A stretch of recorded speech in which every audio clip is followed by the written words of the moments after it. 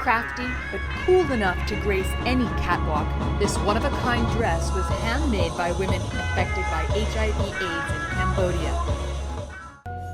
The organization Kyokje, which means bright green in Khmer, uses upcycled fabrics and easy techniques to transform offcuts into must-haves.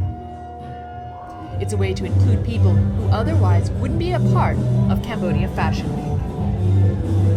And so doing a fashion week in Cambodia doesn't feel right without acknowledging the fact that there are organizations that are working with disadvantaged communities to create really beautiful items as well.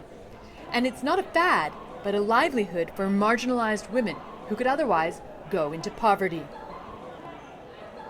Even though a lot of people can get free medication, but they can't get jobs, and it's very difficult for them to support their families. And additionally, if a woman has HIV, often she is blamed for it, even if it's not her fault. And so people still think, people will make assumptions and call them prostitutes.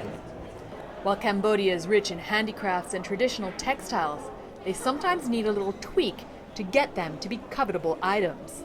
They fall in two categories. Either they're super traditional and not particularly attractive to Western audiences, or they're completely Western and they abandon the tradition entirely.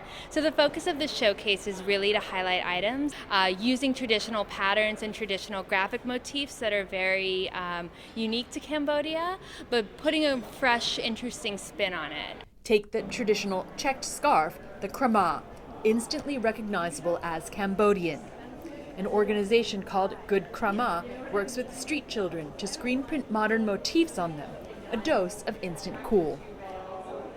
There's so many beautiful crafts here, but a lot of times people don't know how to market them properly. You kind of get these sort of traditional textiles that have been somewhat westernized, so it's not totally traditional and it's not that culturally relevant, but yet it's not yet fashion. I've realized that very quickly, that if we wanted to make a successful business and not just another, NGO, that it had to be really fashion forward. And using modern Cambodia as inspiration is a win-win scenario. Tourists will always be keen to pick up something unique but wearable back home. Because they don't see that Cambodia is a place you come to shop. You're actually here to go see Angkor Wat. But in a couple years, you're going to see the big shopping malls. Right now, it's catered to the ones that have the money, cater to the tourists, of course, the foreigners, but it's going to take time. This is a rebuilding.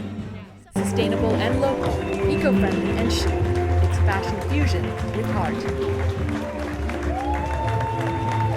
Anastasia Saniel, Channel News Asia, Phnom Penh, Cambodia.